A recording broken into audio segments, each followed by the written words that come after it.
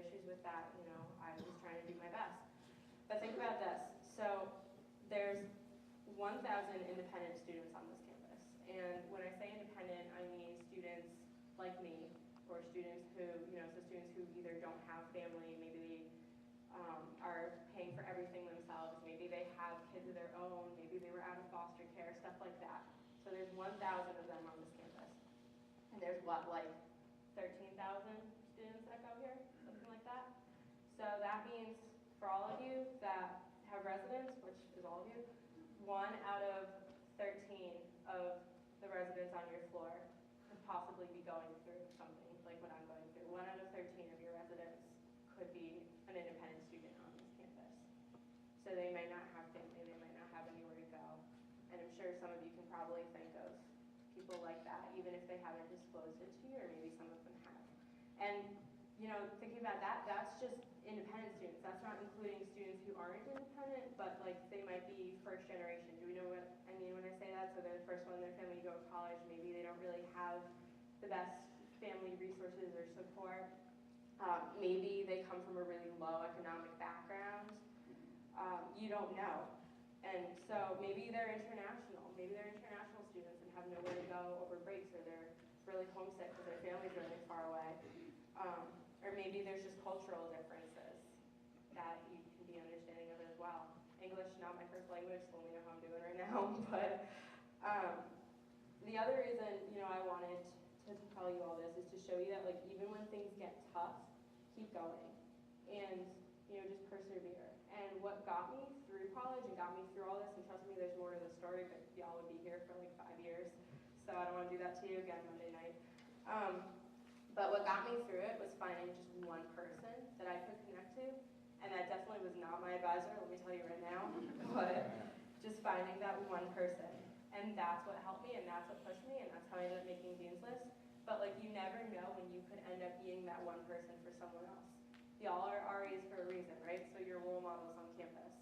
So you have that capability to be a role model for your residents, whether or not you realize it. So I guess really all I can say is, make sure you check in with your residents as frequently as possible. How many of you feel like you know all your residents super well? Super well? Like really well? Okay, all right. So, and I mean, I'm not expecting you to devote every aspect of your life to knowing, like, where they were born and how many birthmarks they have. Like, I don't know. but just knowing kind of what's going on and checking in with them. I know when I did live on campus, I can't even tell you my RA's names. I don't remember. Really don't. I know, do y'all do like floor bonding things? Maybe? No? Yeah? No? Yeah, okay. So I know, we would do things like, let's all paint doorstops together, and like that was great, but I couldn't make it because I was working. And once in a while I could, but when everyone's been like, who's your friends your first year? The people that you hang out with, the people that you go out with, the people that are on your floor, right? So when everyone's been doing that all semester and you're over here working and trying not to throw up blood in the corner, like, you're not gonna be doing all those things with them. So painting a doorstop in like January, it's not gonna have the same effect. And so, even with all the conflicts that I have with my roommates, I never once had an RA step in and be like, hey, let's see what's really going on. Versus, like, I think I had an RA tell me I should shower more, so that was fun, but like, I couldn't. And so, maybe even just doing things around diversity and helping, your residents understand. You can even just do something as simple as like what I did with the dress, which, I mean, it was a real thing. I wasn't lying to you. My friend was asking me about it, but like, just showing people that it's okay to think differently. And, there's so many things, like I said, y'all are better than me with the cosigner, but things that you don't think about when you come to college. So, right, like financial literacy, how do you get a car loan? Anybody know? Okay, we got a couple. Not a lot. Taxes, anybody do their own taxes? So a couple, right? How to get an apartment, how to just think about like all the things that you typically have your parents do for you that like one day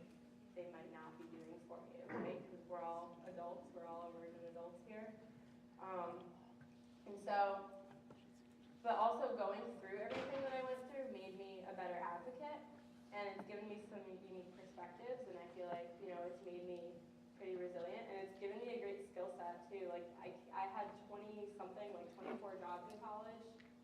Yeah, 24. So like you name it, I probably did it. I used to work as a clown, so that was good, so I can juggle. So that's my skill. Everyone in my program knows this. I always come back to it because it's like the only thing I have is I can juggle. So, but like, do I worry about money? Yeah, I'm still stressed out about money. I'm always stressed out about money. But I know that, when I was in college, I was thinking that working 4 jobs at a time and 80 hours a week or whatever I was doing, I was so mad. I was like, this is ruining my life. Like, I can't make any friends. I can't do anything. Everyone's having this awesome experience in college, and they're going to Cancun and studying abroad and doing all these things that I couldn't do. How many of you have studied abroad or are going to? Yeah, so like a lot of you, right? But at the same time, I almost wouldn't trade it just because, so like I went to Red Robin yesterday to apply for a waitressing job, got hired in like 2 minutes, right? And it's because I had all of the skills from all the jobs I had in undergrad. And, do I want to work at Red Robin forever? No, but it's, more than I can say for a lot of people in this economy that are having issues finding jobs. I do have a bunch of skills that I gained that help me. So I guess at the end of the day, like what I'm trying to say is just remember to persevere, and that you have the potential to be that guiding light for someone else. And, you all have residents, you all have the potential to be a role model for all of them, whether or not you realize it. And that's all I got. So if you have comments or questions or anything at all, you can ask me.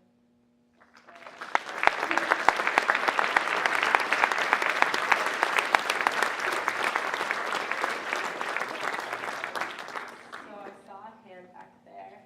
What is that? Yeah. What's your name? I'm Caitlin. Hi, Caitlin. So hi, thanks for coming out.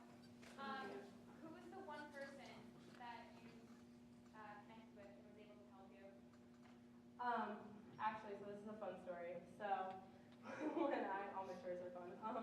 When I was a junior, so my first 2 years, I was like super struggling, and it was a really hard time for me, and I was in this relationship that like wasn't the best relationship, but it was like a place to live, and it was complicated. But anyway, so I got out of that, and I was in this like weird place of being out of that, and then my advisor, and then I was just like, I don't know about this. So I was like, I need to get involved in something.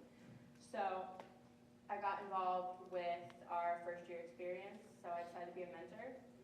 And it was like a year-long application process, and I got accepted, so yay.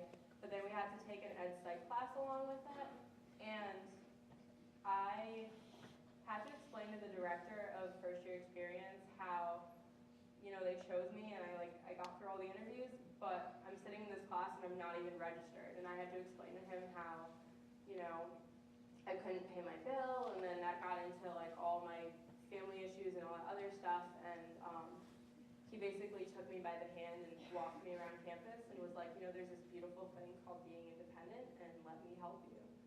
And he became kind of my role model for the rest of my time in college, and still kind of is, and I still talk to him a lot. So just, even simple things that you think of, like, again, the co-signer thing, because you have people that tell you and explain it to you. I didn't have that. So I basically turned to him for everything, and I was just like, be my dad, like, explain to me how life works. He didn't say no, so that was good. So yeah, so him. Yeah. Hi, I'm Chantal. I have a quick question. So you said that as RAs you could put on programs and things like that.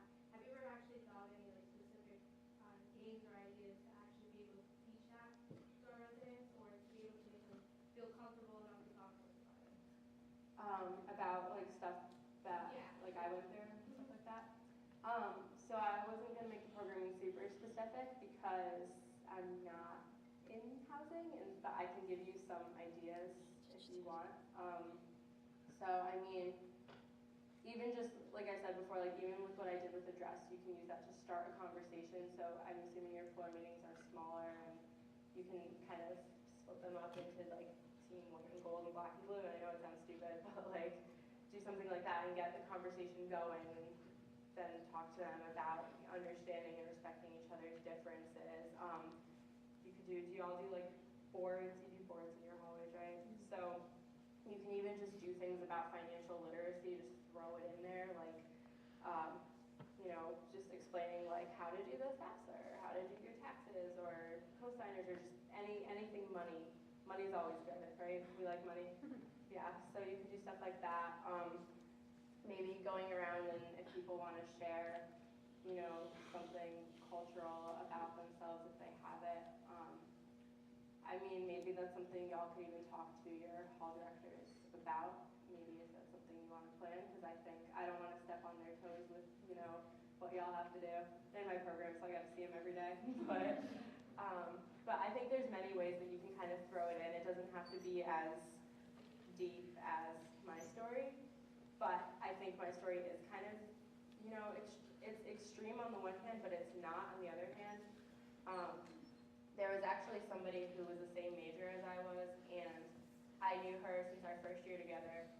And so my senior year, I was like, you know what, I want to start a club for all these independent students, because I know they're out there. And